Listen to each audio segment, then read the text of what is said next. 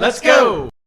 What's up, everybody? Welcome back to BingetownTV's first ever Game of Thrones podcast.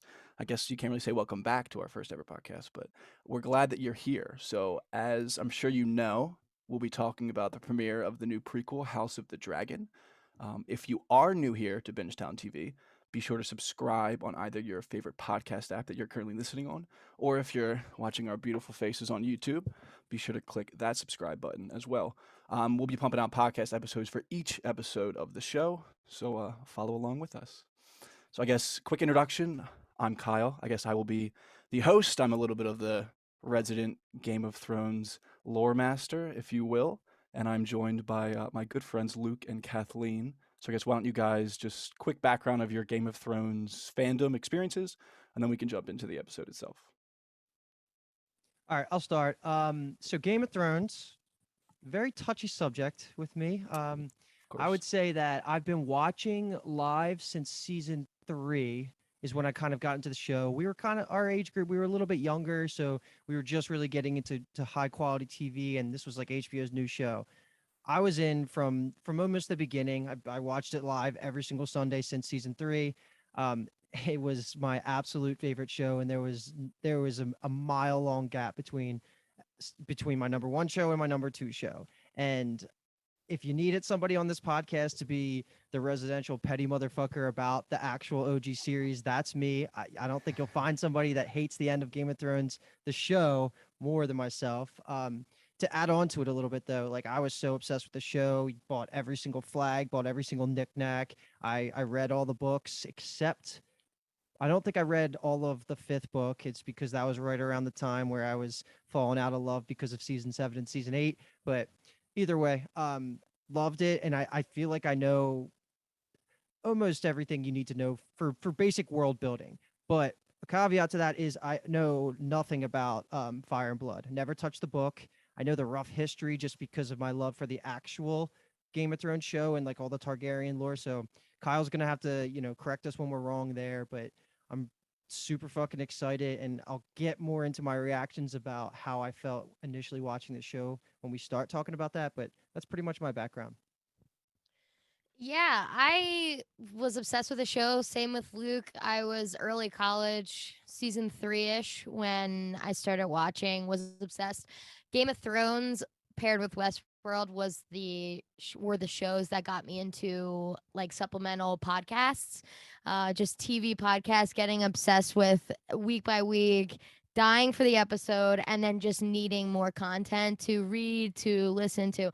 Never read a single book, not one line, not one word. I could probably listen to them at some point, but other than that, I'm just pumped to be here and dive into this lore again. I mean, just the music alone made me feel some type of way last night watching, so I am happy to be here. Not a super, I'm not going to know a lot of the deep book lore. So I will be someone who is watching the show, reading articles and such, but I won't have any of the lore. I'll be kind of like brand new. I'm staring at the book. I didn't even realize I had it. It's on my shelf, so maybe I'll dabble. But yep. How about you, Kai? Yeah, I guess so. I dropped the title of Resident Lore Master, so I might as well explain my qualifications for that. I guess the main series I've only read that twice, but I actually just finished a reread or a re-listen, if you want to be a stickler about the audiobooks. And I actually am currently rereading Fire and Blood right now. I've read Night of the Seven Kingdoms. I have, or rather my sisters have, but I frequently browse through the World of Ice and Fire book. So I just love this shit basically, and love the show. Obviously, season 8 was a big disappointment, but we're past that, and we're on to this show. So I want to set expectation levels here about spoilers, I guess. I don't even know if that's the right way to say it because the history is written. We know where it ends. We're at point A, Yes. which is 172 years before Daenerys is born, and then we're going to end at point B, which is the end of Game of Thrones season 8. So a lot of things are going to be predetermined. I'm sure they're going to take some liberties. What do you guys want to do in terms of just knowing where characters are going and like who's going to die? Like, are we going to be a little bit more hands off, or Yeah, Kyle? So Kyle, I you're think gonna, it should be yeah, it's no gonna be up to book you. spoilers. I'm perfectly okay with. I can supplement in terms of like as many changes as I identify that they made, Mhm. but I'm not gonna say anything. Like I would never be like that person's going to die and things like that. Okay. Obviously, these people are all dead by the time, like you said, Game of Thrones show rolls around. Mhm. But there's so many events that are gonna happen in the in between, and there's gonna be shocking things. There's definitely an event that people put on the level of the Red Wedding, so there's like a lot of things that are gonna happen. But I would say no book spoilers at all. Amazing. Do we have any inclination on how many seasons they want to do with this? If I had to guess, I just want to say the number like 3 for some reason sticks in my mind. I just don't know if they could drag it out longer than that. Okay. Okay. Yeah, I mean it's pretty much like it's less like length, like book pages than even one Game of Thrones book. It's like maybe 400 pages in Fire and Blood, but it's I guess a nice preface is that Fire and Blood's written like a textbook. It's written as like an in-universe book written by a maester, like looking back on the events. So like Queen Emma's death is like a paragraph where it's like she died and then the child died and King Viserys was sad. Like that's all that the book says about it. So they Mm. obviously were taking liberties to expand on the canon material. So there's also will be some things that are complete surprises to book readers as well. Cool. So let's I guess just talk about our first impressions, right? Before we actually break things down. Because I want to say that so my initial watch through, I did it live like everybody else. I liked it a lot, but there was just something in the back of my head the entire time that anytime they were connecting things to the Game of Thrones series, it was a bad taste in my mouth. I'm not gonna lie about that. I'm not gonna sugarcoat it. It's just anytime, like it was fine in the beginning with the dialogue written on the screen about like this is the time before Daenerys Targaryen, but anytime we're showing things that's connecting directly to what's to happen in Game of Thrones, it was a little for me. And I'll talk about that a lot, especially when we get to the last scene when Viserys is talking to Renera about the whole prophecy and all that. But my second watch through, I kind of relaxed a little bit and let myself feel the excitement of what I was truly watching, which is top of the market in production value, the highest quality like writers that you're gonna get, just like the best world, that one of my favorite worlds in all of existence in media, entertainment, whatever. And I was willing to like it a lot more the second time, trying to not bias myself from how much I hated the end of Game of Thrones. So when I'm looking at it in that light, I really liked it. And maybe it's because of all the knowledge I have about the landscape. Like I know the Hightowers, I know Old Town, they're referencing all these things, and I'm absolutely loving that stuff again. And again, once I got over the Game of Thrones ick, I was really into it. I'm one of those people who watched season 8 and could recognize that it was an absolute shit show and then rewatched it and was like, I just love this. Like I can't even get it up enough to be like this fucking like I just really love it, and it was so easy to get so cozy back in this world last night when I was watching, just on the couch, snugged up. Again, the music, the familiar like architecture and everything. I was like, this feels right. And so I know what you're saying, Luke, about those little not so subtle hints. I didn't mind them. We'll see as it goes along. My second watch was just as good as my first, which was right before this. So yeah, I don't have much more to add. Obviously, we will just deep dive into it. But yeah, it's very cozy. I'm just loving this. This is gonna be 10 good weeks. I'm pumped. Yeah, I don't have much to add. I completely agree with all of it. Yeah, the tie-ins to the Game of Thrones series are what takes it away from being like a 9.5 or like a 10 for me, honestly. But I think I texted the group chat like 5 minutes into the episode. Was like, "This is so fucking sick."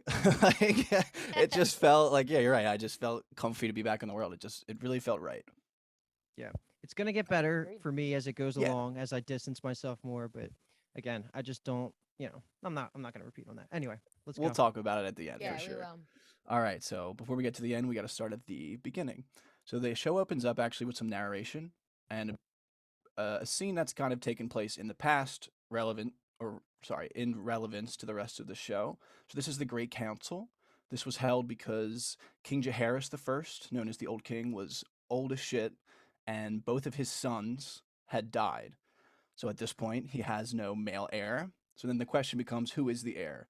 there's two people basically that had the two best claims. So Jaehaerys brings all of the lords of Westeros to Harrenhal. We remember Harrenhal as it was a frequent place we went to in Game of Thrones, and they basically just vote. That's kind of what happened. There's a cool quote actually in the books that's like it became the fourth largest city in the realm because so many people came to Harrenhal for this great council. And we learned very quickly that Viserys, the man, ends up winning. Was not much of a shock. So I guess there's really, I don't know what kind of reaction you guys had to this scene, but I guess we can get to that before I can dive into a little bit of the lore stuff.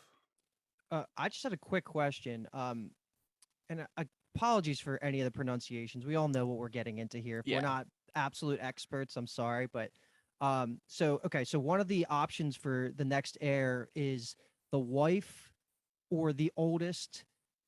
Sorry. So one of the options was Lord Corlys Valerian's wife, right? Correct. Yeah. So essentially, Rhaenys, which is Corlys's wife, is the eldest granddaughter of the old king, Okay. and Viserys is the eldest grandson. So they're siblings, They are not; they're cousins. cousins. Okay. Yeah, That was so- kind of what my yeah. question was. Rhaenys' father was the eldest son, so that's why people were like, she's descended from the OG heir. Mm-hmm. So that was kind of her claim, was that she is, the daughter of the OG heir, and Viserys is the son of the second heir, or the second son, essentially. And Valerian, is that what's the last name? Valyrian, I Valyr- think. Yeah. Are they like a distant Or- Targaryen cousin branch from Essos? So when the Targaryens kind of vacated Valyria, the Valerians were kind of like, they're almost like their BFF house. Yeah. Yeah, like if kind of the Targaryens are the A house, they're the big dogs because they have all the dragons and everything. But the Valerians are kind of, they're like sea captains. They're basically just bros that have hung out for all of eternity. Starks, Karstark kind of thing, a little bit. It's Yeah, honestly, a different, little bit. yeah. But they're way cooler and more powerful than the Karstarks. Cool. Okay. Yeah, they've kind of intermingled and had relationships for like hundreds of years and things like that. Mhm. Yeah. So I guess a little bit of this is actually the first big change that they've made. So I'll make two comments here. The first one is that in the books, actually, it's Rhaenys' son with Corlys. They have a son named Laenor. He is actually in the books who is like the other person besides Viserys. So basically, it becomes like, do we want this great grandchild who was the grandchild of the first heir, or is it going to be the son of the second heir? It's basically proximity versus actually like being like an older male. And it's like an absolute landslide for Viserys. They say it was like 20-1 basically on all the votes. Okay. Cool. That was just a small change. It just makes it a lot easier to just do Rhaenys versus Viserys. I just wanted to say I think that Rhaenys is going to be a great character. I think Oh, she's yeah. a bad bitch. Yeah, Yep. she's setting up to be a good one. The actress looks perfect for it too, if I might add.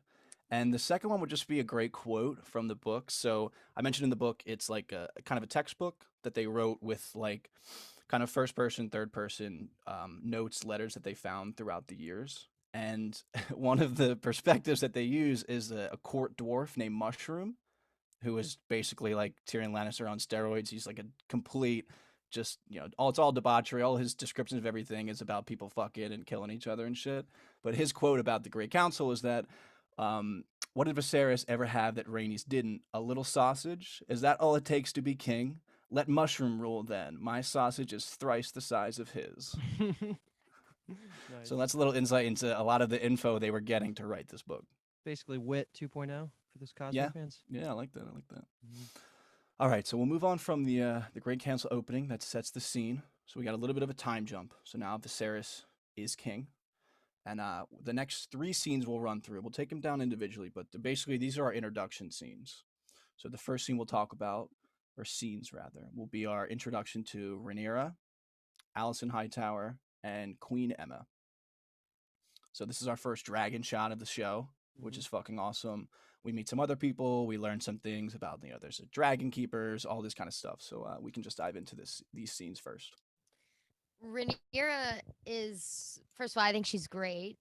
She's giving Arya Stark energy, like running around Winterfell, like wanting to use the bow and arrow and climb and do whatever the boys were doing. And I love her as a character. I think I'm missing. She's the narrator, correct, in the beginning. Yes. In the So- future. Right. Yes. And I know that they cast older versions. Can you just give me a quick like lowdown of what kind of jumps we're looking at here? That is a I mean, they've changed the age of almost every character. So like Viserys is supposed to be like 28, Damn. and Renera is supposed to be like 8, and things like that. So everyone kind of Damn. they've aged up a lot of characters, and actually Allison is supposed to be way older. Not way older, but she's supposed to be like 18 while Renera is 8, but they made them the same age because they want them to be like friends in the show. I would say we're in for maybe like a 10-ish year gap, 10 to 15. I think like the whole kind of Dance of Dragons that's going to takes place over like 3-ish years, but it takes place about maybe 20 years after this. So Okay. I just don't know what they're going to do with it since they've changed the ages of the It's a lot of characters. guesswork at this point. But Okay. Yeah. Okay. for Rhaenyra, she is aged up to what is she supposed to be in the show? Like 14, 13? Is that what it is? And I'm assuming they're getting at that like young teen, like maybe about to use Yeah. the terminology from the show. She's about to flower, but Don't but use the she's terminology from What the do you show. think that means? I don't know. But in the book, she's supposed to be like 8, I think. Yeah, that's what I've read just randomly in Yeah. tweets. So or she's whatever. just older. But yeah, I agree. Kathleen, Arya Stark is my favorite character from Game of Thrones. I love her so much, and that's what she's got. She's like, fuck the septa. Like she's just like Yeah. cool as shit. Like she's gonna be great, and she establishes that in 2 scenes. Agreed. Yeah. And I just like that. So the conversation she has with her mother, which is Emma Arryn or Emma Targaryen, is essentially that's the thematic setup for the entire show.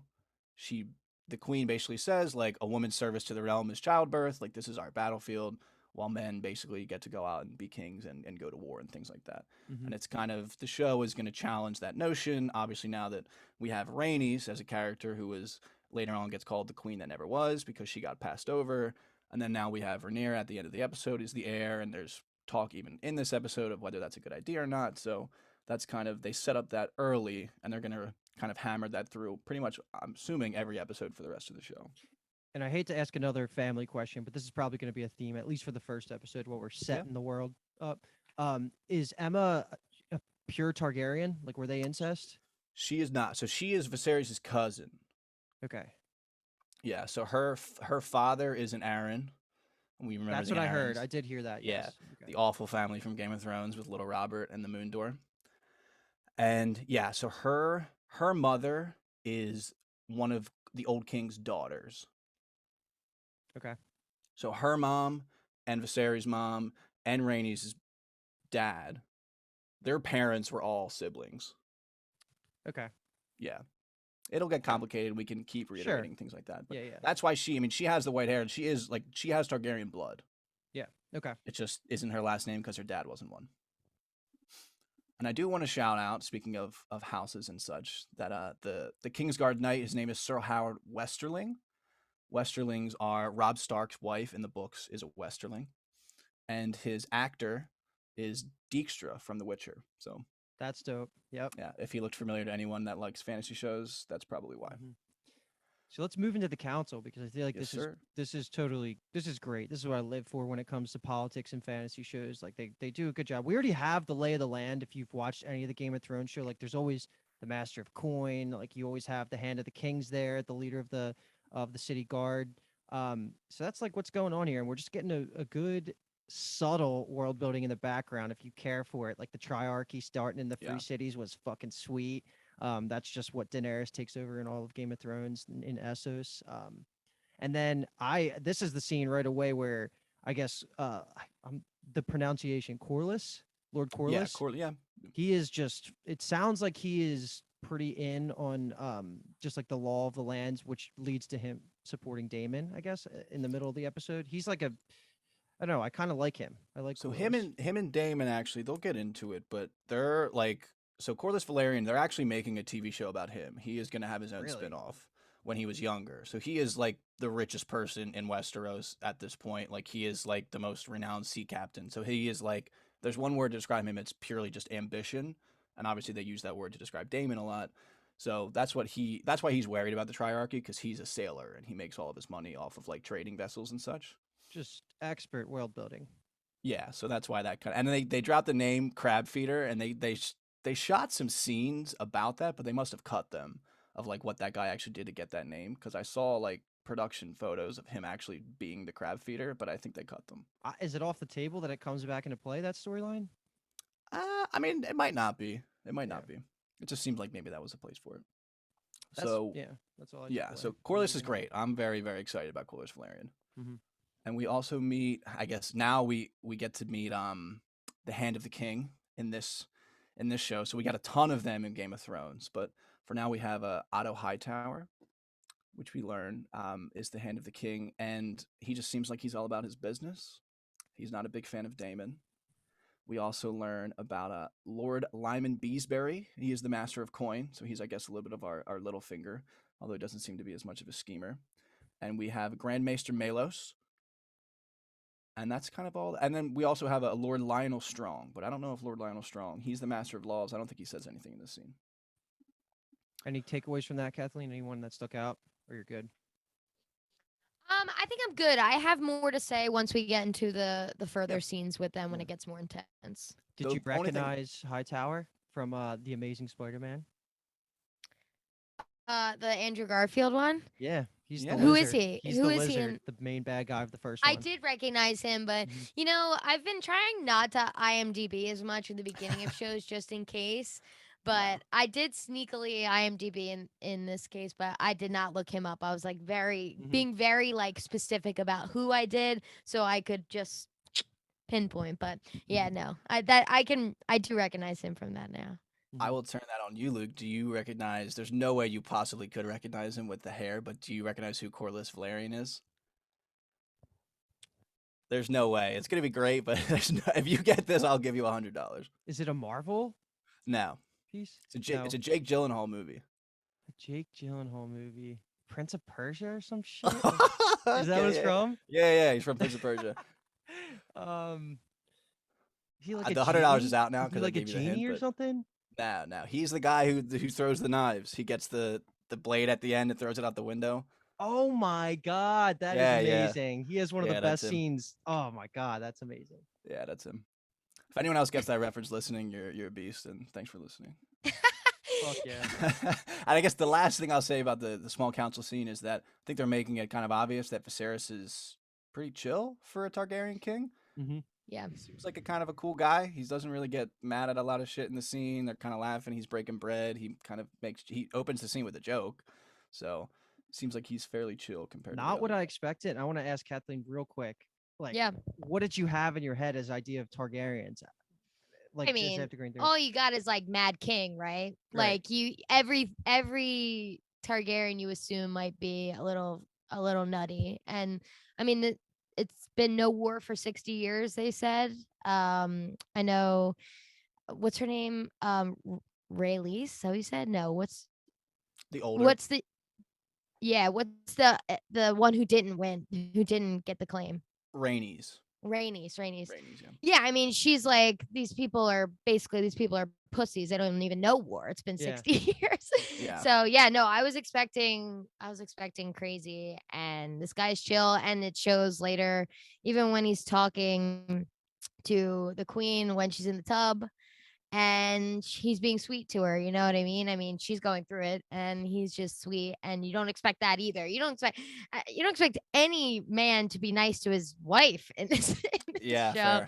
unless you're Ned Stark or whatever. There's exception, not rules. So Yeah. um, No, I agree. I anyway. just thought everyone was Yeah. going to be like Daemon. Like, everyone's just going to be Yeah. a hard ass. Like, Targaryens Yeah. are just bad motherfuckers. But it's good to see. Hopefully, this king isn't just like as gullible as Daemon thinks, and actually somewhat helps Renera before we. Agree. Yeah, I'm really Good excited job. for Viserys. I think that I think Constantine, something like that, he's fucking was awesome in this episode, and I think people are really gonna like his character. Mm-hmm. Yeah. So moving on to, like we mentioned, Daemon, and who has the almost exact opposite introduction as Viserys. He's on Viserys' throne, and he just seems like much more of a badass, of a hard ass, of like a typical kind of little bit, got a little bit of a screw loose Targaryen. Yes, definitely. He is for sure going to be the center of this show. Even the little bit of Targaryen lore I know, like, he is the bad motherfucker, and you can't go anywhere on social media and not see people talking about him. Like he is the Yeah. one that's directing conversation because he seems to be the most interesting. Give or take, or I mean, take it how you leave it. If you like what he's got going on and like what he's doing, because he's obviously questionably moral. I'm hoping he's not pure evil, which it's kind of Yeah. leaning that way right now, but I'm really hoping Game of Thrones is classically known as the gray character. So like he has to have some not good in him, but like not predictably evil. That's just all I'm hoping for him. Let's hope he's not Joffrey, basically. Right. Yeah. Yeah. Yeah. Matt Smith is so good for all my Crown fans out there. Million things. Doctor Who fans are shaking right now because he's Yeah. that good. But in this world, because of all the incest, I mean, when Renera walked in, I was like, no. Like I was like, Yeah. they're gonna kiss. I was so scared, especially when he's like turning around when he's putting the necklace on her. I was like, she's so young. Don't, or not that she's so young. I mean, she's your literal niece, so maybe that's why you Yeah. don't. But Yeah. so that many might come reasons later. why not to. But that's the issue with this whole show. I'm like, who? Everyone's gonna kiss each other. Everyone's gonna kiss each other. So He does look like he guess we'll see. cares for her though, like as a niece, Yes. you know. So I'm hoping Agreed. that's real and doesn't get weird, like you're saying. But to be honest, the throne, the updated throne, stole this whole scene for me. Like, holy Oh, shit, so sick. it was so fucking cool. Just with all of the swords that were used to supposedly forge the original, even though it doesn't look like what it's supposed to. It's way closer to the original and what George R. R. Martin Yeah. kind of envisioned. Totally. Yeah. The original is like you're supposed to go up like 80 stairs that are all made out of swords And it's just to get to it. 1,000 swords just Yeah, lined on the wall. But I was gassed up too when I saw the swords on the side. I was like, they do care. But also his relationship with Rhaenyra in this scene is completely book accurate. They are like very close, described as that. It literally says that he like would get her gifts when he would go and fly on dragons to the free cities and shit. So this is like perfectly book accurate, basically. All right. And First also, on I'm the just sorry, go ahead. good. I was gonna say first on the board prediction now, knowing the end. This is just for me and Kathleen. Does the heir struggle turn him Right. super against her, or is he gonna keep treating her like family? I just don't think he'll take her seriously enough, you know? I don't think he's gonna get anywhere near hurting her or anything like that. I think it'll be truthfully like not taking her seriously by any means. If anything, it'll just turn him against the king. So I think they're maybe I am pulling from things I know. I don't really know, but I'm thinking that they're just totally are they the Dance of Dragons, like them Daemon versus Rhaenyra, because that seems like that could be a good season 3 hot. conclusion of the end of the series, just fucking badass dragon fights. Like that seems where it's probably gonna go because he's got to be just pure like antagonist. I cracked a smile when you said treat her like family because I'm just thinking like, do you really want him to treat her like Targaryen family or like what we think about treating family? And just 2 comments to wrap this up is that them speaking High Valyrian was sick. That's really cool that like they So have sick. their own like Targaryen language almost that they can speak to each other. Like that's kind of in private. Like that the whatever Sir Harold Westerling like couldn't understand what they were saying, obviously. Mhm. And the second thing is that he says, now we each have a piece of Targaryen history, of our history. His is that he wields the sword Dark Sister. So that Mhm. is the Valyrian steel blade that was wielded by, I'm going to be upset if I forget this, but I'm pretty sure it's Visenya, so one of Aegon's wives. And I'm going to say it was Visenya. I recognized it. I recognized the name. Yeah, so it was made for a woman, that's why it's Dark Sister. But so that's the blade that Daemon Targaryen uses. So Love that. I'm just really gonna quickly mention this scene of Allison and Rhaenyra, and they having a little chat in the Godswood, only because they totally mentioned the Nymeria like history thing because they're making that a prequel show. Like that's another of the prequel shows. So I was like, you little cheeky bastards. And you recognize that name, right, Kathleen? Nymeria. Nymeria the wolf. Yeah. Yeah. That was just like a little promo they basically cut in the middle of the episode. But the Godswood was cool, like that touch in the background. Yes.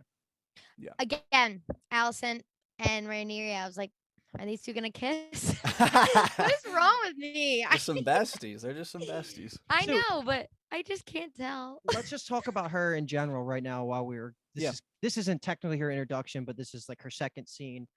Because I feel like what we saw on the screen did not match the cinematography of what they were kind of building around her. Like, especially towards the end, they kind of made it like ominous and like I saw no vibes of her being anti Renera until the end when they show her. They kind of give her a look while Rhaenyra's being named the heir in the last scene, and I feel like something's gonna go wrong with her, and she's gonna totally be a slight villain. I don't know. It just, but I'm only saying that because I think of like how the music was portrayed and like when they showed her versus what I saw on the screen. Because what I saw on the screen, I liked this girl, and I feel like that's bad because Hightower seemed like a scheming family.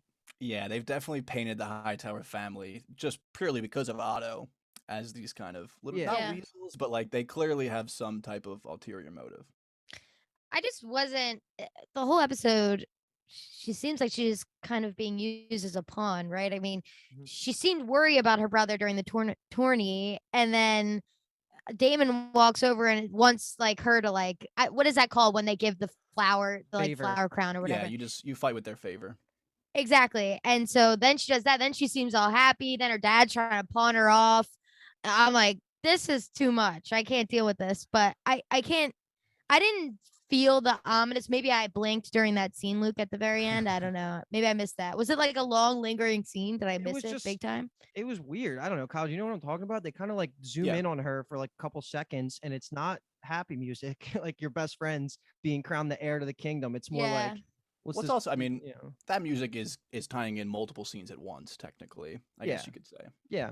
Yeah. I could I be will say I overthinking. that definitely liked her. I think the feeling that you're getting that she's a pawn is on purpose. It's continuing that theme of women are only good for childbirth and they're kind of used as political motive, things like that. Mhm. So I think that the fact that you're feeling that means that they are kind of nailing that idea. Yeah. All right. So the next two just very quick scenes, we'll get some medical things with the king and queen. So we learn that King Viserys has a little bit of like a pus covered scratch on his back. They're gonna cauterize it, and he's like, "Yeah, sure, whatever. He's a fucking dragon. It doesn't matter. He's not afraid of fire." That was my first thought. Like, who cares? Just do it right now. Yeah, he's a beast. He's a fucking Targaryen. So he walks out of the room and goes to the actual real medical emergency, which, well, not an emergency, but that his wife is very pregnant and she is not having a good time with it. And it gets fully explained. She's had 10 births or 10 pregnancies over, or By the 5 way, pregnancies over 10 5 and years. 10. Yeah. Which is just insane. Yeah, I mean, Yeah, the duty for these women to birth heirs is so brutal, and we'll get to the scene obviously later where it's just that's devastating TV. That's hard to watch, but we'll get there. But I really like her. I was bummed that she died. So like she's the Yeah. big death of this episode. I She was was great. bummed about that. Yeah, she They was did awesome. an amazing job of pulling like literally her name being written in Fire and Blood the book like maybe 2 times into making her like a compelling character. Her and obviously the actress. I think she did a fantastic job. Yeah. But yeah, this was a great scene. I think 2 things I just want to I guess bring up is that I love that Viserys doesn't know it at the time, but perfectly predicts that Daemon will come back to King's Landing to participate in the tourney because that's his brother and he knows him, Mhm. and that he compares Renera to Visenya. That he says this family has their own little Visenya. So, and that's kind of similar again to Arya Stark. A little bit is in that character mold. So we're really nailing these story beats well. Mm. All right. So speaking of Daemon, obviously he's a big character in this episode. We'll talk about his scene taking control of the Gold Cloaks, and then a little bit of the aftermath of it that takes place in the small council room. So I love this. I love this chain of scenes. But this scene, I'm sorry, I'm just gonna step away very quickly just to say this scene of the speech, I was like fully gung ho in, like Matt Smith is gonna win awards for this television show. I was so down in this scene, like he's the guy I'm in. So before we talk about it, because I first question I want to set the stage here. Did he create the gold cloaks or did he just revamp them? He created the Gold Cloaks. Okay, so from the ground up, like this was his Yes. creation. That was what I was confusing because I know like they go through their rise and fall, and by the time Game of Thrones comes around, they're shitty again. Then Tyrion takes Yeah. over and makes them better. I didn't remember if this was the first real revamping or the actual creation. That makes it a lot better. So they were always the City Watch. He gave them the Gold Cloaks, and then Right. they eventually, after that, they become known as the Gold Cloaks. That's why Yeah, he's obviously like a persuasive leader. Like he took how many men? They say 2,000 men Mhm. that were nothing and unruly, and made them, loyal soldiers for him. And that's scary. That's scary if he's gonna be a bad dude moving forward. Yeah, But Otto Hightower doesn't like it. I hate to be the one to say this, but I feel like I agree with what Damon did. Like, I think his total his explanation of it makes so much sense. Like we're talking about 200 years before Game of Thrones, and in Game of Thrones, you walk down the alley at night, you're gonna get murdered. Like this is a perfectly reasonable solution to having all of these nobles from around the fucking world come into your city that is lawless. Like if you're not in the Red Keep, there's a 50-50 shot you look at someone and you make eye contact, they're going to rape or kill you, like one of the two. So it's like, this is amazing in my opinion. I feel like this just cleanses the city. Sure, it's evil, I guess, but like there were rapists, murderers, thieves. Fuck yeah, this was sweet. So you agree with Corliss? Yes, and Damon, totally, obviously. which is what I was trying to get at the very beginning, because Corliss he seems a little bit more logical. Like he's thinking about it, like you were saying, he cares about the ports and the money, and like he's thinking about it. The empire is like a business, and it has to be able to run well if you're going to try and make it prosper and stuff. So I think this is the way to do it quickly if you're having this tournament in like I don't know how much time, like a couple weeks, months, whatever it was. Yeah. For sure. I just am so shocked that they showed the cut off penis. Insane. Loved it. I mean, I'll say it. Like, it was not necessary. No, they're like, not cowards. We love, I mean, we'll call people out for not showing dick, but like, that's not really the dick we're asking for, because they were cowards a little bit later, actually, in the third part of this scene when Damon kind of leaves the council meeting and goes to his whorehouse to kind of, be sad. That's and the they next were scene, cowards. Right? Yeah, they were cowards. I mean, if you could read me and Luke's text thread earlier, it's exactly that. Fucking cowards. I don't want this cut off dick. Yeah, enough with the dismembered penises. I want one attached to a body. Yeah, and Matt Smith's particularly. Give me the real fucking thing. But I think for me, I was kind of forgetting how lawless this place was, so I wasn't even sure that these people were actually criminals at first. Like I was like, oh shit, are they just slaughtering anybody? Like how they're just pointing at a guy being like raper, robber, whatever, there's thief, whatever. It's like, what do they have that written on their heads? How do you know that guy did that? And that's why I was like, this is wild. I'm not saying that if you kill a rapist, it's a bad thing. I'm just saying, like, yeah, I agree 100%. It's crazy. It's definitely a little crazy. Whatever that guy must be, his second in command, his captain, was just literally pointing at people and just calling out their crimes. And I was like, how does this man know who these people are? Right, that was a little weird, but I mean, the way that the king says and the lawmakers say, they were all criminals. So it's kind of confirmed that it wasn't any innocent. Agreed. Yeah. And also completely book accurate in the sense that they literally have, it says that Damon went through and just started, like, he loved being able to mete out the king's punishment and just the king's justice and cut people's hands off and cut their dicks off and kill them. So crazy. He was just absolutely in his element. Let's talk about his wife that gets mentioned in this whole scene, because they're basically, the council besides the king is trying to get Damon the fuck out of King's Landing. Like they're sick of his shit. Like he's a wild card at all times. And this is leading me to another question here, Kyle, because he's married to Lady Rhea of the Vale, and it's confirmed that she is still in the Vale. Like they're not together, and they're like, why don't you go back to your wife? And he says something about his wife, like the description of her. Did he call her like a bronze bitch? Yes, that's what is that? Is that anything? So there's a character in the Game of Thrones show. His name is Jon Royce. His nickname is Bronze Jon Royce. So they have a castle runestone. And I mean, I could be off the mark here, but there's something obviously to do with whether they wear, like, they have like a famous set of bronze armor, or maybe they mine bronze. I don't know off the top of my head, but with House Royce, it is a theme of the concept of bronze. Okay, I just knew it meant something to do with her family and like where she came from. I love when he says, like, talking about fucking sheep and that, I would, like, men in the Vale would rather fuck sheep, basically. And I don't remember if it's the Grand Maester. It's like, oh, Jesus. Or whatever. Like, however he responds to the fucking joke is really good. Yeah. Yeah. They keep twice, they say your lady wife is what they say. And so I literally Googled mid-episode. I was like, who is Damon's lady wife? Like, just the exact phrase they say. I'm like, why do they keep saying your lady wife? Is there any context to why he married her? Like, was it a allegiance, or we don't really know? Honestly, I don't remember them ever addressing it in Fire and Blood. It seems like it's just like a second son type of marriage of Okay. just you marry him off.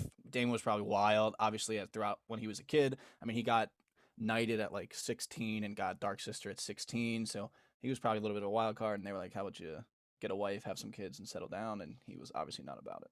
Sweet. I'm all in. The internet said they do not like each other and they have no kids because of this. So, Yeah, yeah. I mean, he calls his wife the bronze bitch, so yeah. I don't, I'm- I don't think that they like each other. I would love to see the moon door again, but I feel like that's not going to happen. I don't see We'll see. Damon actually really leaving King's Landing. Like, I think he'll be back within the next episode or so. Like, I don't think he's going to the Vale, but he might. I don't know. Yeah, we shall see. I just also want to just as like a summary of this scene, it's just really about how much Otto and Damon hate each other. Mhm. I mean, they are just. I mean, it's technically the heir to the throne and the hand of the king just absolutely despise each other, and that's obviously a very important conflict for the realm. Yeah. I mean, Damon even fucking makes a joke almost about his dead wife who like just died. So, and again, we're getting this Viserys's kind of rather jovial nature of he's not like really upset at either of them for doing this. He doesn't really raise his voice. He's kind of like, "Come on, Otto, like you know he likes to do this to you." Like it's Mhm. nothing about him like really taking control. It's just kind of telling him like, "Settle down, like stop." Right. Yeah, and I actually really, really love how much Viserys does actually love Damon, even though he's a Mhm. wild card, even though everyone else mostly is against him and thinks he's so crazy. Viserys is like, that's my fucking brother. You watch it. Like he'll stick up for him, which I love. Yeah. And that's why at the end, when Damon's being like such a wuss and such a whiny baby at the end, I'm like, come on. He sticks up. I mean, we'll get to it, but he was listening to Viserys stick up for him. Yeah. And he was still being like, why won't you make me hand to the king? Yeah. Come on. Damon is he's a Anyway. complicated character. Sure. Yeah, for sure. Yeah, Viserys is a lot more straightforward. He's just seems like wants everyone to get along. He just is king. He loves his family. It's just kind of his deal. Simple man. Speaking of complicated, is the next scene just limp dick Damon? Is that what was going on? I guess I didn't get that, but yeah, maybe. It just Is that seems where like he just couldn't bang the girl? Like he was like, like what the fuck was yeah, happening? yeah, So- that does seem like it. In the scene when it looked like he was going and then he just lost it, like he couldn't keep it up. Mhm. And do we have a name for her? So her name is 'cause I love her. Missaria. Say it Say it again. Missaria. Miss Arya. Okay. Yeah. Miss Arya. Yeah, I'll not remember bad. it now. So when she's like, I could bring in some more people, I could even get one with some silver hair. That's why I'm like, who's he picturing? Who does he actually want? Definitely not bronze bitch. So who does he want? Which is why That's what you thought of? I was thinking like, what? Everybody's just down for the Targaryen incest, and they're gonna promote that in whorehouses and stuff. I was thinking he has someone specific, like a sibling or not a sibling, but a family member that he's thinking of. Like, pretend it's Jamie Yeah. and he couldn't get Okay. it up, and because he's actually thinking of Cersei. Like I was like, Wow. who's he thinking of? You were thinking of it as a general. Mhm. I just want to bang my family members. Yes, Okay. that's what I thought. And I was like, what Sure. the fuck, man? Is He he gonna also- I kill mean, her?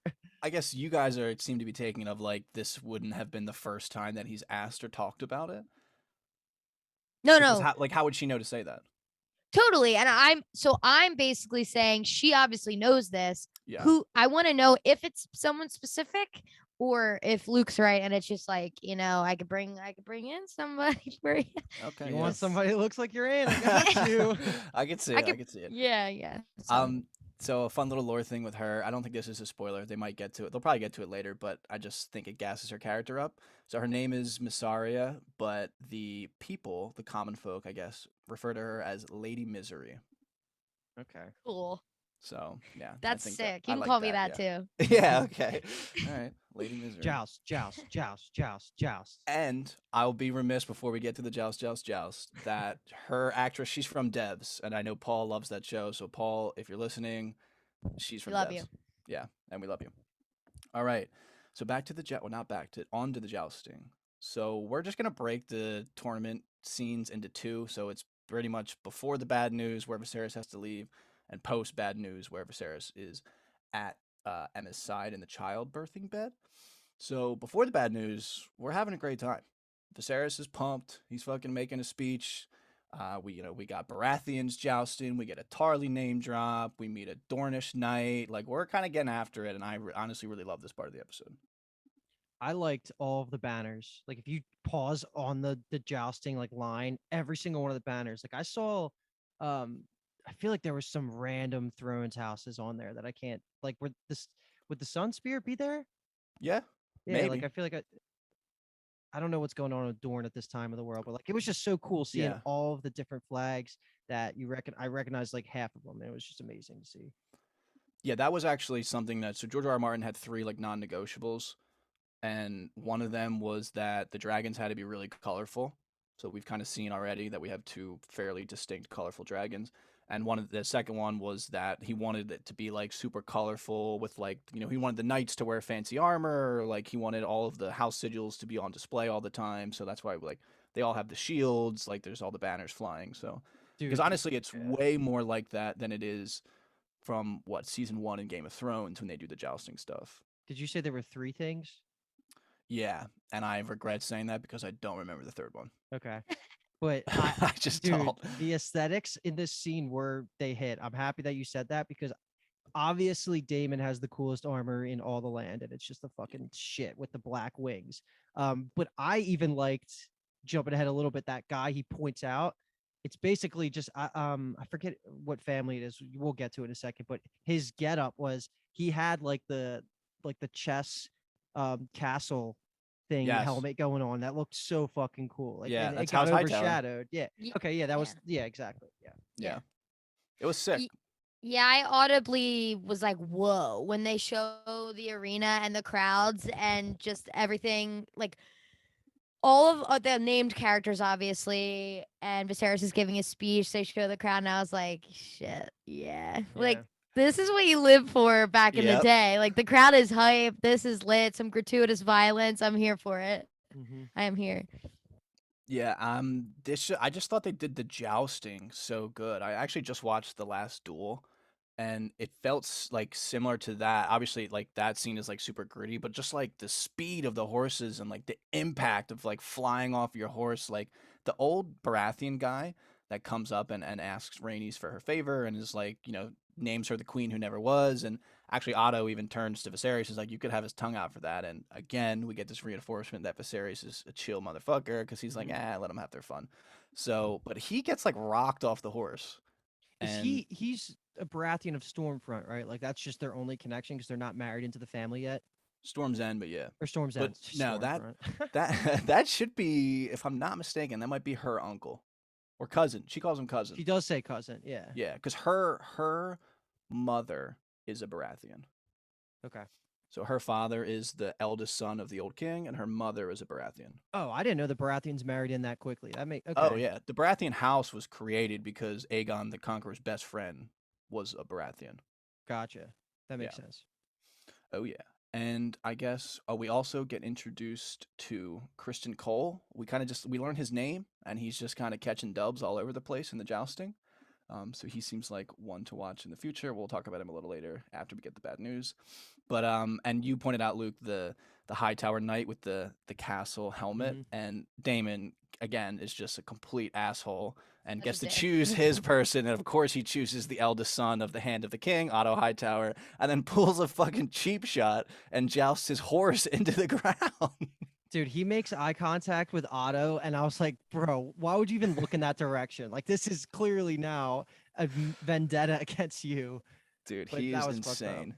He was okay, though, right? He was fine. The son. His face got fucked. Yeah. I thought the face got fucked because it was like the dirt on the ground and stuff, because the dad and the sister didn't really react that heavily. They thought he was fucked, but I thought he like kind of I thought it was blood, personally. Is he Me too. He dead? And I took it as he stood up. So that's why they were like, okay. And that's why I was saying it was confusing, because Allison looked nervous as it was happening. Yeah. And then Damon just walks up and was like, I think I could take this all the way, but it'd be better if I had your favor. And she's like, okay.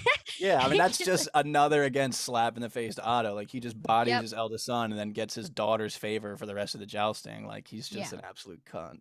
Yeah. I can't believe he hasn't tried to It's bang her just it. yet. Yeah, I mean, Like it's just to Can't one get fuck it with up. episode. Hightower. Yeah, Yeah, that's true. She doesn't have silver hair. it's only been one episode, bro. And the last comment I will make on this scene is that Lord Beesbury, I'm gonna call it low key the goat.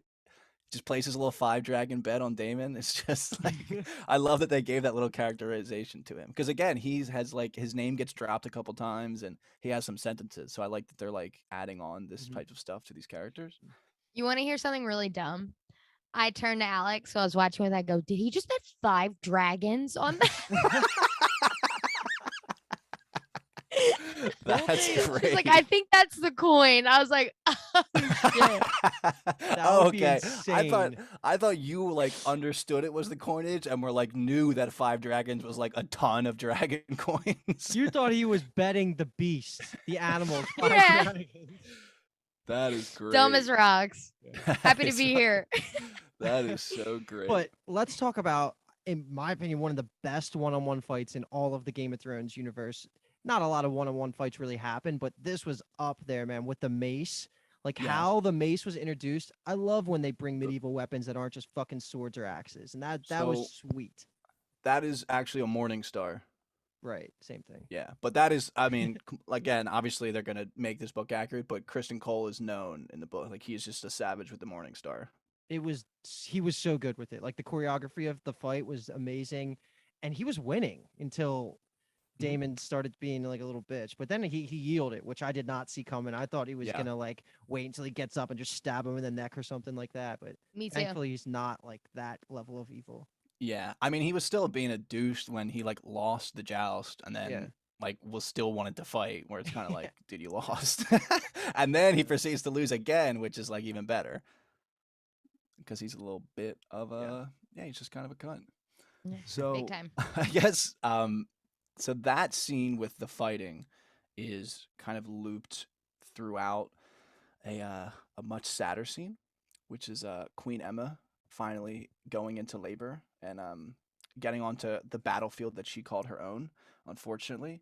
And this was just honestly just all of these scenes were really hard to watch. They said before the show came out that they really wanted to like highlight this part of life in like the royal court and just kind of at this time. And I mean, fuck, they did it. Like they totally did it. It was amazing. Yeah, I mean, the baby was breech and that means feet first for anyone. And I did not I know that. can't believe I needed that information. people too. ever gave birth ever. What the fuck?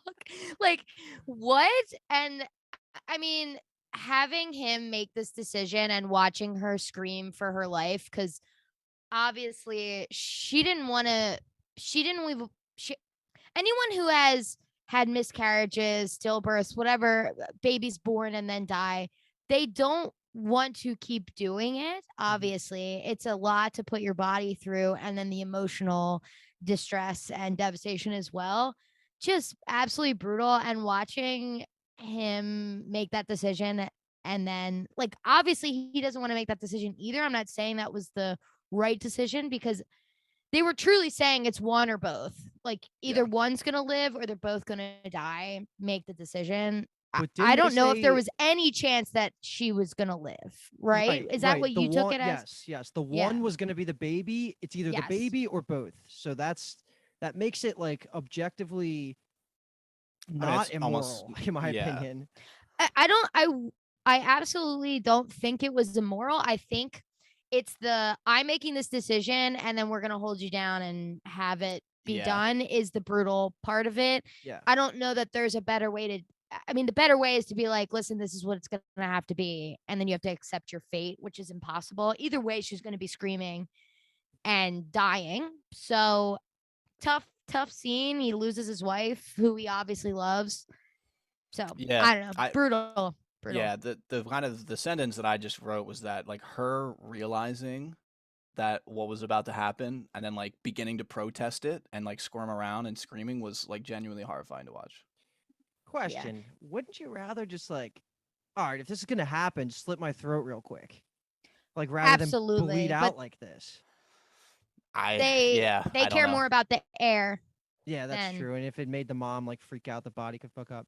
But this is something that I'm slightly embarrassed to admit because I don't know if it was common knowledge or not, but I don't know if you guys ever heard like the statistics about any time period in human history before like the 1500s. It was always like the average lifespan was like 30 or 40. Yeah. Like even back in Yeah. the Jesus like the zeros. Like I was always under, it probably took me until like freaking late high school college before I found out the reason for that was it had nothing to do with like if you were born and you were like you lived to be 5 or 6, you pretty much lived a normal life to like your 60s. The reason that the average lifespan is so low is because so many babies died. So Yeah. Yeah. the statistic was like it was something crazy. Like if you live to be like 1 or 2, you're good basically. Not like as good as us now, like 80s, Right. 90s, but like 60s. So that was just great to see them like highlight this, and especially goes back to the bath scene when she's like, "Yeah, all my babies have died," and that's just kind of the time period. And you're right, Kathleen. Like she was ready to move on. She's like, "This is the last time I'm ever gonna fucking do this," and of course, it ends up. She killing was her. right. I mean, She was like, yeah, not in the way that you were anticipating it when she initially says it, but it literally was the last time she would do it. Yeah. yeah. And then there's a little beat where the maester's holding the baby, and there's like, he looks at the baby concerned. There's like a sort of sound. Like a And cough. I knew right then and there, I was like, that baby is not living Mhm. for sure. And Yeah. I don't think they actually say it until Renera is like in Valyrian, talking in Valyrian. What is the language? Valyrian? Is that what it is? High It's Valyrian. High Valyrian. High Yeah. Valyrian. Yeah. And at the funeral and says like, I hope his son who lived for an hour or whatever she says. Brutal. He's the heir Yeah. for the day. Yeah, air for the Yeah. day. And I mean, they did just an amazing job of like putting the childbirth type of violence, I guess you can say, and like struggle against like the jousting type of violence and struggle, like on just weaving those scenes together was perfect. Like they even have a moment where like she's screaming in pain and like her screams fade into the crowd cheering for the jousting, and it was just like holy shit. Like Yeah. they're really hammering this shit home. Mm-hmm. Yeah, that cross cutting was good. It was like the most intense moments of the Oh episode. yeah. It I mean, was I well knew what done. was going to happen, and I was still like, "Holy fuck, this is like so intense." Yeah. And I guess before we move completely on, I just want to also we talked about the fight obviously between Kristen and Damon, but I just like how they again they're just I mean it's TV they love doing this, but the symbolism. I mean Kristen's riding a white horse while Damon's on a black horse, and Kristen is like riding clean and is kind of avoiding his squires with the horses, and Damon's just knocking people fucking over. Like it's just the way that they're kind of pinning those two against each other from the first episode. I think is going to Yeah. be really cool to watch. Okay. So he's And gonna be a Kristen big guy, actually huh? Kristen ends it by asking for the princess's favor. So he gets Renera's favor at the end. Mhm. All right, so we'll move now into the sad aftermath of Emma's passing. This is the funeral scene, which Kathleen just mentioned a little bit, but just honestly, when they panned to the little body in the wrapping to like show you kind of that the son had passed, that was like, oh shit, like that was like, even again, I knew it was going to happen, but it was still like it still hit me in the heart, like god damn, this is so sad. Damon Yeah. Damon was low key hype. Not low key, but like he's just like he's talking to Renera again, like I'm the heir, so like I can be nice and an uncle to you is what I kind of got because he was being nice to her and stuff. Interesting. I don't know. I'm just Yeah, no, hey man, you're free to interpret. They could have been going for that. It's just I love hearing the interpretation of it. yeah. Yeah, I took it as sincerity because you could tell he does love Rhaenyra. I thought she was awesome in this scene, and I knew as soon as that you see the dragon, it's gonna be Dracarys. Like you knew it Mhm. was coming. That was just like such a fun, like reminiscing of Game of Thrones in such a sad scene. But she was amazing in this scene. Props to the actress. I love that.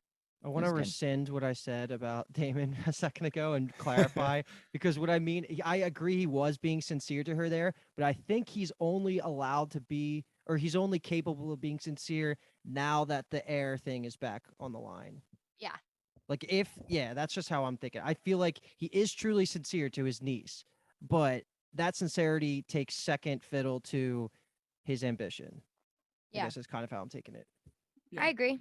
I think that definitely changes his mood. He's Yeah. the heir again. Yep. Obviously, he's in a good mood. All right. And speaking of Damon's ambition, we have a full conversation almost about that. That's right after this. The small council convenes after the funeral. And I mean, obviously, it's fairly insensitive that they begin this conversation. Otto Hightower kind of says, like, I don't mean to do this now, but this is kind of the time for it. Like, we kind of got to talk about the succession. And they kind of just have this huge argument basically over if Damon's fit. They pretty much decide that he's not, and who else could possibly do it. I mean, Yeah. the idea of this, and this is so many royal families, anything like this, have had to live through this, where it's like people are so concerned with your death. It's like all they can talk about is your death. His wife and baby just died. They're like all being like, well, when you die, and all Mhm. it's like your whole life is concerned. Even when he was going to be the heir, could be, he's thinking about, okay, well, when my uncle dies or whoever was the last king, it's just so morbid, and I don't want anything to do with it. Just leave me out of it. I'd be like, let me be some sort of middleman where I'm like not even close to the throne, please. Thanks. Yeah, I mean, Viserys obviously has to almost sit there and listen to it for a little bit, but he, at the end of it, just fucking gets the first time we see him legitimately pissed off in the Yes. entire episode, and he Yeah. pretty much blows up.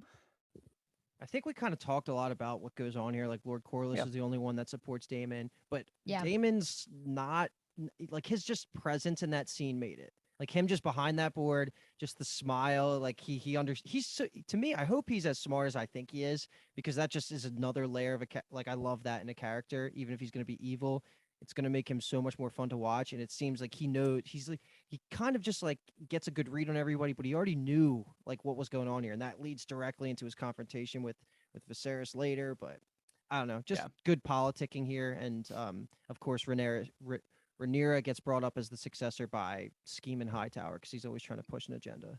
Of course. Just some nuggets I think are worthwhile to mention.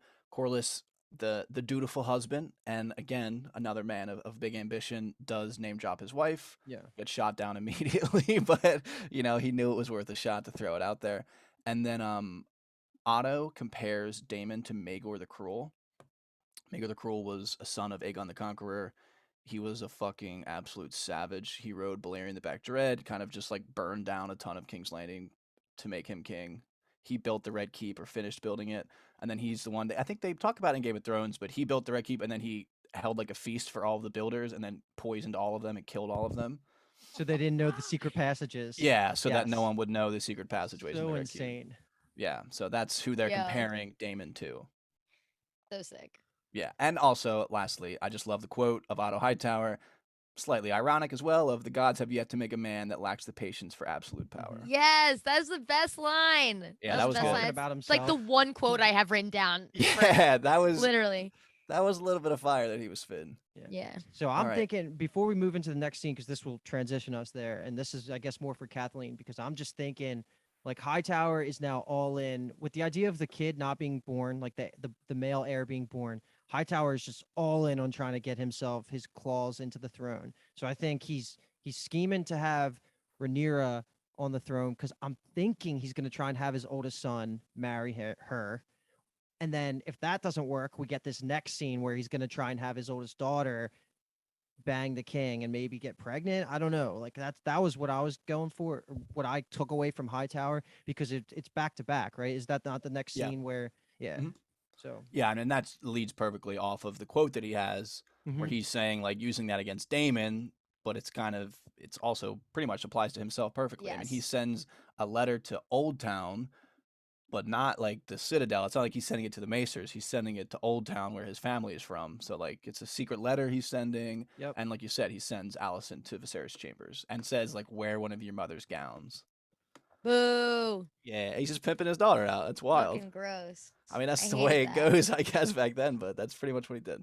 Are we into that scene where she shows up at the king's door too? Or is there anything else you wanted to add about that? Because I want to Oh, yeah, no, we can talk about that definitely. I mean, what are your thoughts about her actually? I mean, she was obviously going to go through with it, but Yeah, Kathleen, do you think they banged? Like, are we assuming that they did?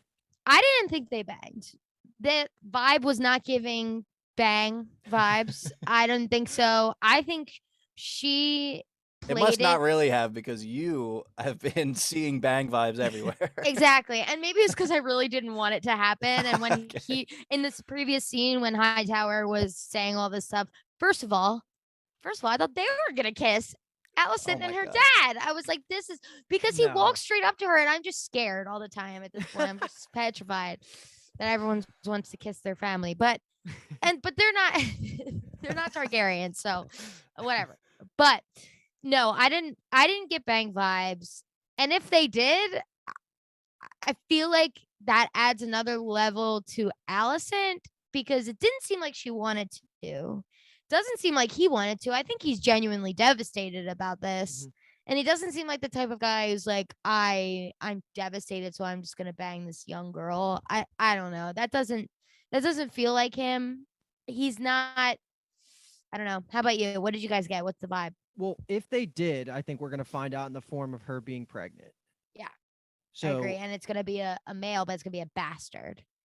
yes, and then what does that mean? So that means nothing to the heir, I guess, unless Hightower's starting to scheme to have Allison just marry Viserys right after his wife died, which I guess he has to do. I guess he should probably get remarried. And Kyle, you just guessed it. Kyle's face. No, I'm saying that going off the bastard, you assuming that because he has a bastard means he has to get married. There's also the idea like he could just legitimize him. He's the king. He could just make him not a bastard. but also, like, does he not need to? Isn't he young enough to get remarried straight up, like have a normal wife? It's hard to say like how old they're trying to make him in the show, but dude, I mean, he's a king. He'll probably get married until he's like, even if he was like 80, he would probably still Yeah, get married. exactly. Yeah, like Walter Frey, like he just keeps having heirs, right? No matter who the wife is. So I figured, like, if she gets pregnant, why not? Because he's just trying to have a boy. But I guess he's also in on Renera now. But I don't know. So listen, now that you're saying all this, I wasn't down. I wasn't thinking that they actually banged, but now that you're saying that, I feel like that scene with Allison that you were talking about at the end when she was kind of looking at Rhaenyra being like blah blah blah. Maybe Ooh, that has something to do with it because she just could banged her be. dad.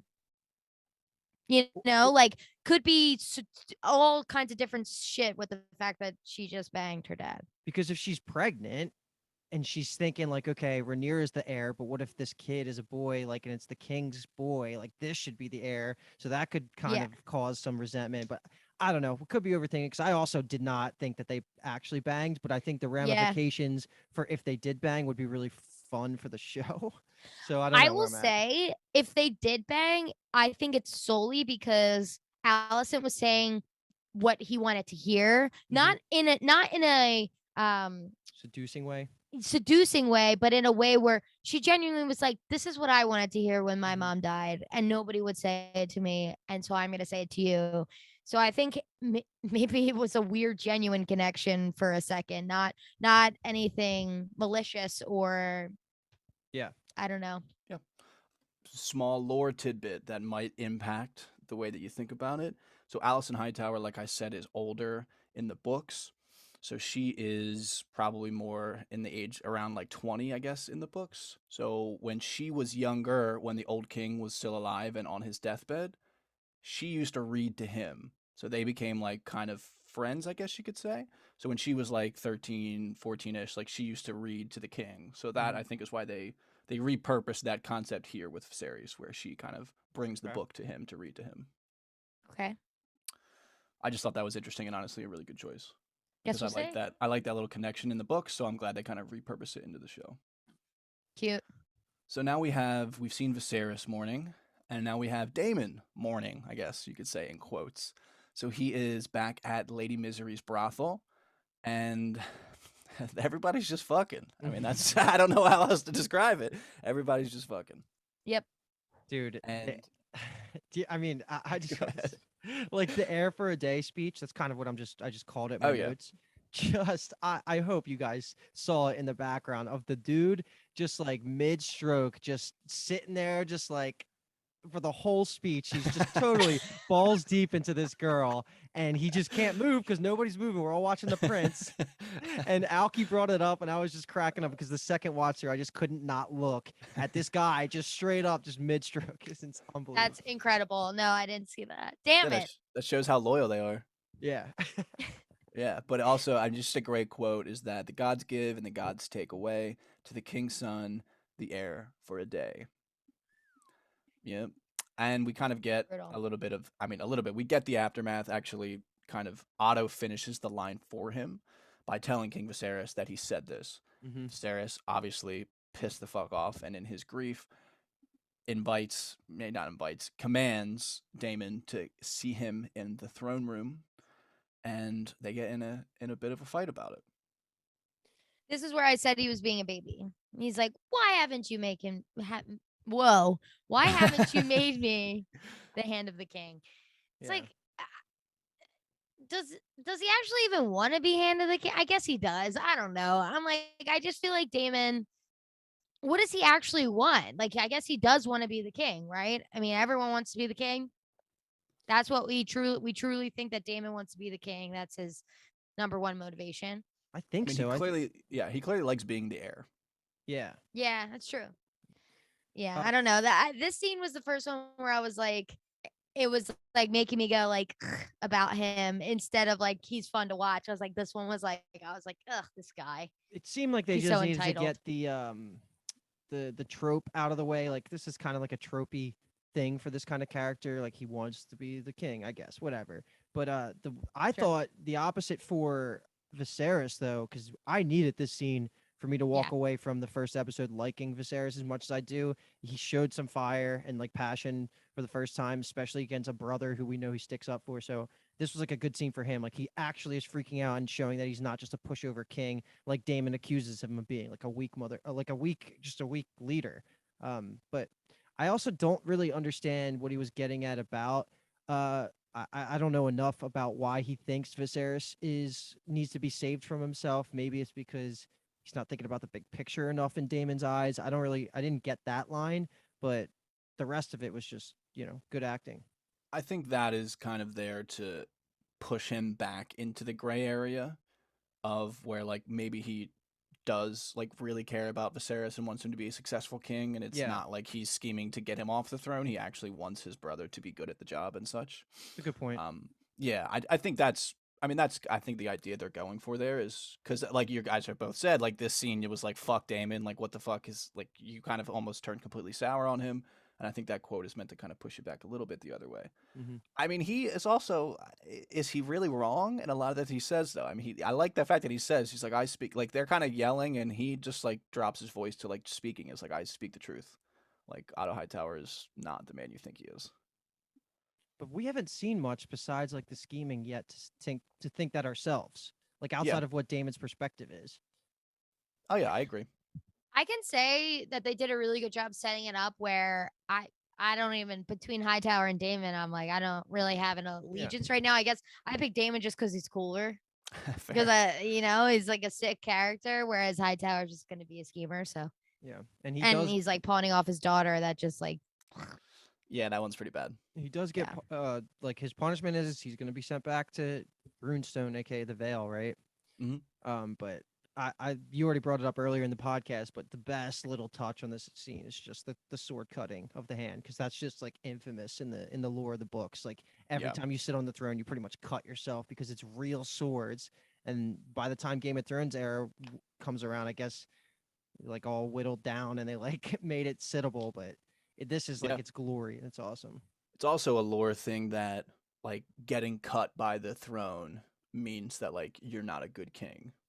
That like Really? the throne is rejecting you. Damn. Ooh, that's Yeah, cool as shit. that's something that like people believe.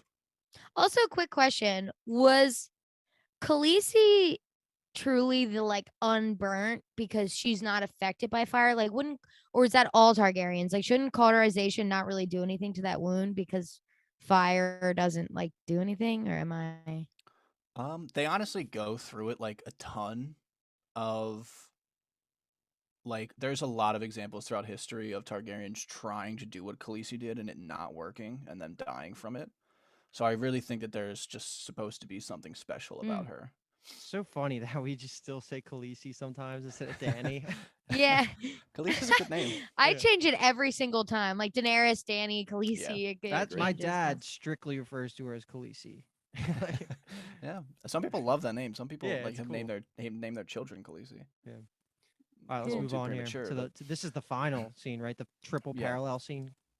Last little tidbit is that Viserys is wielding his Targaryen Valyrian steel blade Blackfire, which is the sword that Aegon the Conqueror used. And it's Lit. also the last name of a family, Blackfires. Yes, that is a bastard branch of the Targaryens that take the name Blackfire because that bastard wielded Blackfire. That's sweet. Yep. Cool. Actually, and I guess we can finish this tangent out of that the herald guy that was like exclaiming all of the jousts and all the fights wears the inverted colors of the Targaryens. So the Targaryens are typically black standard with the red dragon, and he was wearing like a red standard with a black dragon, and that is actually the colors of House Blackfire. So Cool. Nice. because bastards invert the colors. Okay, moving on. So this is definitely the climax. This is the fucking what a way to end an episode with all of these scenes that kind of get pieced together. But essentially, Viserys kind of comes to his senses a little bit. He kind of gets over his mourning period. He's now the king. He needs to make decisions, and he decides that Renera is going to be his heir. He calls her underneath the Red Keep and tells her in front of Balerion the Black Dread Skull. Which Cersei destroys in Game of Thrones season 8. She Fucking does. bitch. Like a bitch. Also, Viserys, they didn't mention it, but Viserys was like the last dragon rider that rode Balerion. Like, Viserys rode Balerion the Black Dread.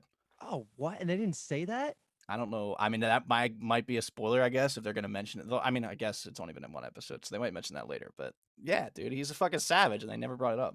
I was going to say, like, just talking about dragons in general, you really give them to, I guess, your kids. And like, is it because he had Balerion, that was his dragon, and he died, that he doesn't have a dragon anymore? That is what they say, essentially, that he just never tried to take another one because Balerion was dead, and it was like, well, I can only go down from here.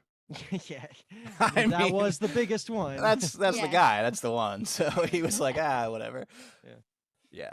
So, but also, I mean, yeah, that is like a kind of tradition is that they give a dragon egg to like a newborn baby. Okay. So it bonds them throughout their life. So I think if we're gonna just talk about the rest of this episode, we should save that everything in front of the skull, Balerion skull, as the third part of this, and just cover the other two because that seems to be the Yeah. most important stuff.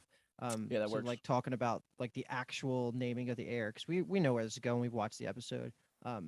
But this is where Rick and Stark appears. Like they drop a couple of people just paying homage and committing themselves to Renera being the next heir of Viserys. So Mhm. like this was just a cool backdrop scene where all this other crazy shit's going on. But yeah, I don't think I had anything else written down. But what else did you guys pick up from here? I just think that it's just important. I mean, that's just some heavy hitters. I mean, we have Hobart Hightower, who was Otto's older brother, who is like the Lord of Old Town. We get Borman Baratheon, who is the Lord of Storm's End. We get Rickon Stark, like you said, who's the Lord of Winterfell and Protector of the North. They also perfectly timed it when Viserys says the North, and then it goes to Rickon Stark saying like, "I, Rickon Stark, like Lord That's of the sweet. Winterfell, Protector." Very Yeah, so cool. they obviously that was on purpose. But yeah, I mean that's just like a huge moment, and they all kind of bend the knee. And I like that they started with Corlys Velaryon because he's just the goat. Yeah. I mean, everyone kind of takes their lead from him. He's the most powerful man that's not the king, almost, or the hand of the king. And I guess I just liked hearing all the family names again. Like the more you say it, I mean, it's so good. it's so badass. That's why I fucking love this shit, man. The Yeah. knights and like the honor and the traditions and the house color is just so fucking good. It is. All right, I guess the other small thing before we dive into like the importance of Renera being the heir and kind of all the secrets Viserys gives her is that just that Daemon mounts his dragon, which is Caraxes. His has like they call Caraxes the Bloodworm. Caraxes is like a special dragon. So they're really going into the show with they spent like a year almost modeling dragons, and like they're treating dragons almost like dogs of like there's different species of dogs. And I got that comparison from a Bald Move.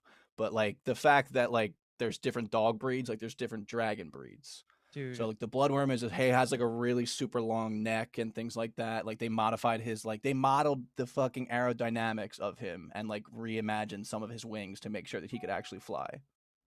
Holy shit. Yeah, right? That's fucking insane.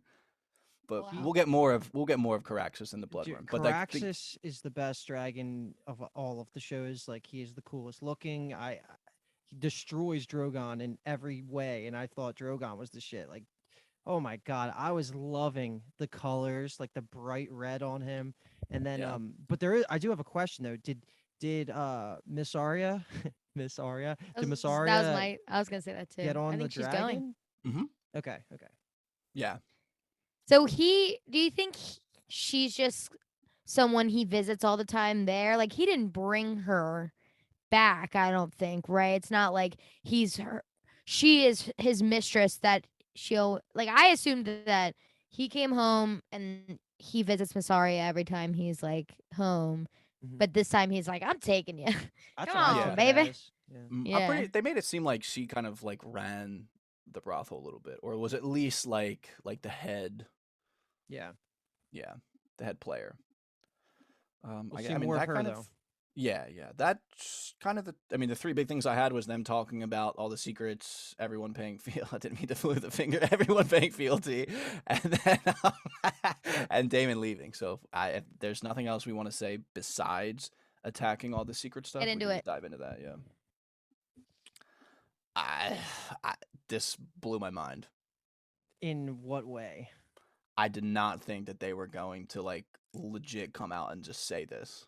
Dude, this was easily my least favorite part of the episode, and it the first time I watched this, I just kept saying "ew," like just out loud. Like I was like, "Ew, I hate everything about this," just because of how. The reason I hate it is because of how good it was. Like in terms of setting up prophecy that turns to shit and matters in no way at all, and like, oh, this fucking night's gonna come, and like all of it was like, ugh, this is the ick we need to distance ourselves from if this show is gonna stand on its own two legs, because we cannot make this about Azor Ahai, because we know what that turns into, and it turns into dog shit. So like, fuck all of that. Let's just stick with everything else that was great about this episode. And I don't want to talk long now because I'm just gonna be negative about this. Cat's Paw Dagger was dope. Fuck everything else. Yeah. You know, now that I'm listening to you explain that, ick as well. Yeah. Yeah. I mean, the only part I actually got icked at was the song in Ice and Fire, like live. I'm like, they just don't need to say that at all. I mean, but now that you're saying that whole bit was kind of like, Like then I'm like, yeah. the whole trajectory of the Targaryen lineage is based on the dream called A Song of Ice and Fire, which ends with this whole calamity that's going to come down the north and take out the humanity unless a Targaryen's on the throne. It's like, okay, yeah, say that. That sounds sweet, but when you see what happens, it's not fucking sweet. That's the issue. And it was 100%. I mean, okay, so it was at least 50% that they wanted to have these tie-ins to the original show. Yep. To like have, the average viewer to kind of make all these connections and be able to kind of, I guess, not feel completely lost in the sauce and just out to sea. But the bad part is that it just is a bad connection because Totally. it brings up all of the negative feelings about it. So that's why it was like to me, and also like when he literally said A Song of Ice and Fire, I am confident that that is what's going to happen in the books. George R. R. Martin has hinted at it before in interviews, and they said that like came from George, like he told them like that they could put that in there, but it just sounded so like flat and like almost like fourth wall break in a bad way, like a Song of Ice and Fire, like that's the name of the book series, like Yeah. that's what it felt like it'll hit harder, I think, on like the page reading it. It's just one of those things. Yeah, I agree that for me it just was supposed to be sick, and like that literally them saying those words made it feel flat for me. Thank you. Yeah. I thought Kyle was gonna be defending this shit. And I was No, there was I'm other tapping like out. there was other good parts of like around all of this, like Viserys having the opinion that like taming the dragons was a mistake and all of these kind of things. Like these things were sick, and he apologizes for being preoccupied with having a son because he believes like I always should have Yeah. known that you could become a great queen, and these are great moments. And he even he goes all Ned Stark or Lyanna Stark and says promise me, Renera, like promise me, like he drops those lines, and like those are great connections. Yep. Like that right there is an amazing connection. And the cat's paw dagger, like you said, we Yeah. just didn't, because now we're thinking about the fact that like how it actually ended, and it's like no one liked how it ended. Yeah. Yeah, I think that. I mean, you're right. If they nailed season 8, though, and nailed stuck the landing, I would that have might been. have been like, yo, let's fucking go. I would have been winding it up. I Wind would it have been up. winding it up. Are you kidding me? Yeah, you're right. I mean, you're right. Don't hit at something that was universally hated. You're Yeah. right. Trust me, like my dad probably loved all this. Like this is like meant for the casuals, and that's fine. Like that's totally fine. You need to find a good balance between the two. And the way that I actually read this on Reddit maybe like last night as I was like laying down thinking about the episode and stuff that made me feel a little bit better. And this is just going to be how I'm going to view this show is that it's a prequel for the books rather than the actual Game of Thrones show. Cause then I can book Cool. buy it because George, if he ever lives to finish book 7, he's going to make the Azor's Eye thing slap harder than anything ever written in history. Oh my god. So like Yeah. that's fine. And that's what I wanted. And that's why I'm so hurt by what Game of Thrones did, and that's why I don't want to connect these two. Because if this is the prequel to what George writes, then fuck yeah, that was a sweet scene. Yeah, and when I had mentioned like it's at least 50% of that's the motivation. They do say in the behind the scenes that the other part of it is that they want Renera to have this like other drive beyond just being like I gotta represent for the women out there that have been passed over in life. Like they wanted her to have an additional level of like going beyond just I was named the heir, this is my birthright. They kind of wanted to put that into her character, and I mean we'll see how it plays out. I mean, but like you said, you logically take it to the conclusion, and we don't really like the conclusion. Yeah, because like I mean eventually, I mean I guess if you keep taking like it somewhere along the line it got forgotten, like someone didn't tell someone else about it, because it's not like I mean it's not like the Mad King was fucking acting like this, so like I don't know if he got the memo because it doesn't fucking seem like it. yeah. True. Yeah, so whatever, but they did wrap it up very nicely by playing the OG theme at the end. Yep. Yes. And we're gonna Loved get that. the theme song next week. Yeah, or we'll like get an whatever intro the sequence. theme is for the show. It's gonna happen next week. Which but, would be fucking sick. It's what, Monday? I'm just counting down the days. Everything revolves around House of the Dragon for me now. It's just how many days until the next episode. Yeah. Which season do we start getting those Kyle emails? Oh, the infamous. I mean, honestly, we do the podcast now. The podcasts are pretty much my emails. That's emails. Yeah, it's true. Yeah, I loved I those mean, emails. I was trying to throw in some lore things throughout. I had more things written down, but I don't want to muck up all of the fun chat. I loved all the lore stuff. That was incredible. I think like we went a little bit longer than I thought we were going to, but it makes sense because we're setting the scene, right? We're setting the scene for an epic show. While it does have some building blocks from Game of Thrones, like it still everything needs to be talked about, the families and stuff. And for anyone listening that thinks like I hate Game of Thrones, I do, but like I don't. Don't get it twisted, because like I would rather spend time shitting on like Game of Thrones and something like House of the Dragons than praising a lesser show. Like this was still unbelievably fun. And even if it does keep doing stupid connections to Game of Thrones, like I'm still gonna love talking about it because man, this world, the families, like the house setups, like the positions, like all of it is so good. Like we haven't even done anything with the wall and then the Night's Watch. Like that's a thing already, right? Like it has to be. Yeah. So like all of that's going to be brought in. Nothing, we didn't touch any of the Starks besides that quick cameo. Like Dorne can be a player. This is just so much. Like so much is open, and it's going to be amazing to talk about. And I can't fucking wait to see what Damon does next episode. Did you guys see the like TikTok of that New York apartment building where like Yes. every window was watching at the same time? You just love to see it. That is what this Game of Thrones world does. And there's no other show like it, really. I hate to say it. Hate on season 8 all you want. This show brings people together, and I'm really pumped to talk about the rest of the season.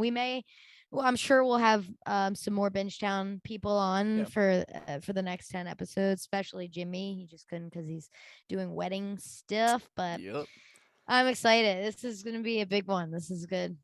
Yeah, I mean, like Luke said, this episode was completely, we're pretty much, this would be like setting up a chessboard and explaining what every single piece on the chessboard does. That's essentially what this episode did.